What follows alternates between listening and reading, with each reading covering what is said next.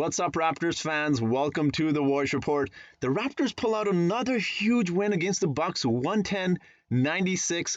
Our defense absolutely suffocates the Bucks offense. So the Bucks for the season are averaging 120.5 points a game, and we held them to a season low 96 points. But I do want to talk about Nick Nurse, who almost cost us this game, I believe, and I'll get into the details. But before I do that, if you're new to this channel, please give this video a thumbs up. It helps reach our larger YouTube audience. And if you could hit that subscribe button as well, I would really appreciate that. You get a lot of Raptors content on here, post-game analysis, trade scenarios, and other videos as well. So the Raptors defense, I thought, did a really good job on the Bucks. They were double teaming Chris Middleton and Giannis. And I do want to talk about how they held Chris Middleton to 11 points again today. So for the season, Chris Middleton is averaging 20.3 points a game, and he's hitting 51% of his shots from the field. Last game, we held him to 11 points, and today's game, again, we held him to 11 points, and he only shot 38% from the field. Again, we were doing a solid job just double teaming him, and we did a good job on Giannis as well. Giannis got 23 points, 12 rebounds, 7 assists, but despite that, we held him to 42% from the field. For the season, he's hitting 56% of his shots from the field. So I thought we did a really good job of him. Just a great defensive effort overall. You could see the Raptors were double teaming those two guys. And also, we just did a solid job of passing the ball as well. So I do want to talk about Nick Nurse, as I mentioned earlier in this video. Nick Nurse, I believe, should have called a timeout in that third quarter.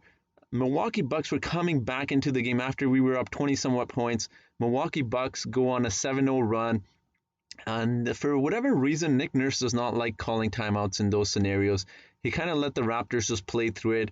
To his credit, though, Fred VanVleet did come back and hit a three-pointer. But again, the Bucks were still doing really well offensively, and we were having a hard time containing them. And they kept going on that big run. And finally, Nick Nurse decided to call a timeout. And also because just his lineups were really questionable at times. So in that third quarter, when Bucks were going on that big run, he decided for whatever reason he should play Matt Thomas, who he's questioned, whose defense he's questioned all season long, along with Fred VanVleet and Malachi Flynn. So we had three really small guards out there, and we were getting out-rebounded, and for whatever reason, Nick Nurse just elected to play through them instead of changing the lineup. But I didn't understand that. And early in the game, too, we saw some interesting lineups. We saw Aaron Baines, Chris Boucher, and Pascal Siakam all together on the floor. So we went really big in the start of the game and really small at the end. So, again, his lineups are a little bit questionable, but I also believe he almost cost us the game because he was playing our starters way too many minutes. So I understand you need your main guys to play big minutes, but Fred VanVleet and Pascal looked absolutely exhausted in that third quarter. Fred VanVleet ended up playing 40 minutes, Pascal Siakam 37 minutes, but you could tell they had nothing left and they needed a breather. But for whatever reason, Nick Nurse just elected to play both of them through the third quarter entirely. So usually you'll see Nick Nurse does this thing where he puts Pascal on the bench, lets Fred play with the other guys, some bench guys, and then when Pascal comes back from sitting from a few minutes, he'll put Fred on the bench to give him a little bit of a breather. But he elected to play both of them late in that third quarter when the Bucks were going on that run.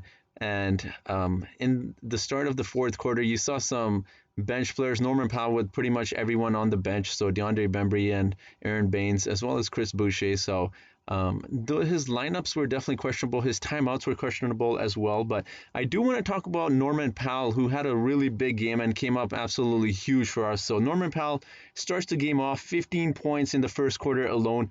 He ended up with 29 points, and he also hit 4 3-pointers. So he was really big for us today. We really needed the offensive lift.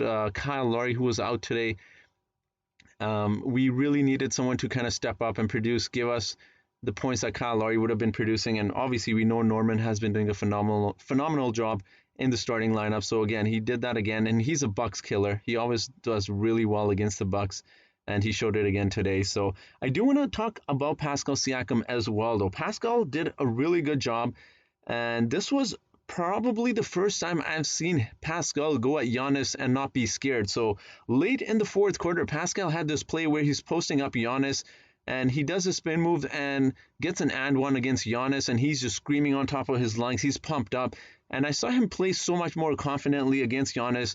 Giannis, who's obviously a bigger and stronger player, definitely has this way with Pascal at times, but Pascal did not look scared of him at all. He did a really solid job, I thought, of going at Giannis, but also just picking his shots. He did a really good um, thing not shooting three-pointers. He was early in the first quarter. You saw him have a few open shots from the three-point line. He elected to give it to Fred VanVleet for a better shot selection.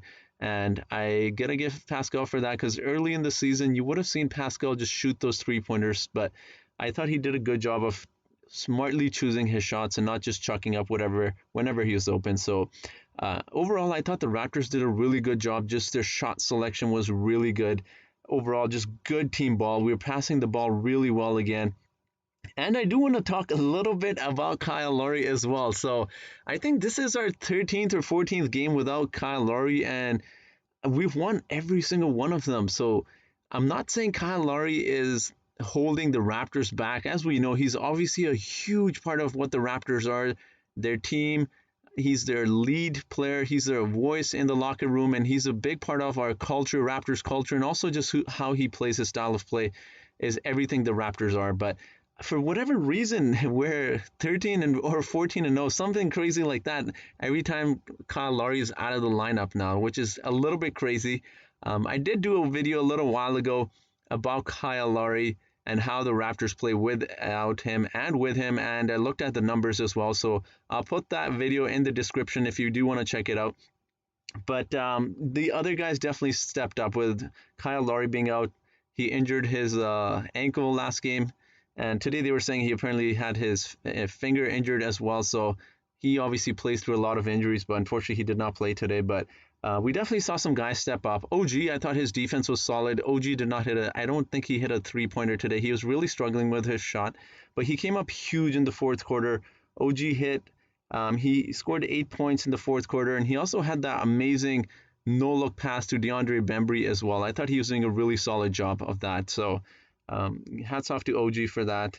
Just a great overall effort. And we saw Matt Thomas as well. So Matt Thomas played 16 minutes, which was surprising because, Nick Nurse, for whatever reason, just elects not to play Matt Thomas. But I guess with Kyle Lowry out, you did need to give the minutes to other guys as well. I thought Chris Boucher played well. Aaron Baines, again, in limited minutes, I feel like he plays so much better.